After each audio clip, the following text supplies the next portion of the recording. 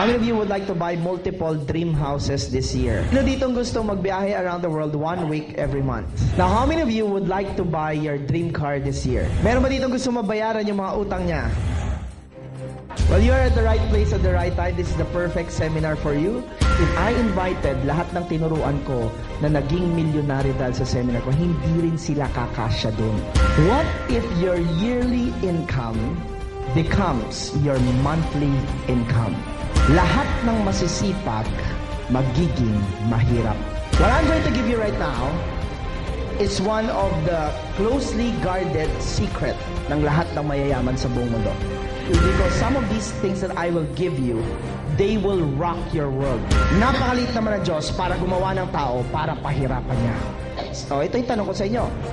How can you give to charity if you yourself are charity?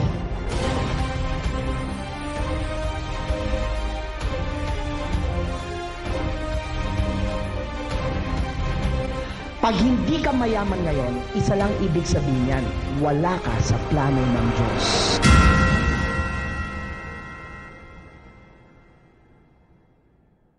Gusto mo bang malaman yung sikreto paano yumaman?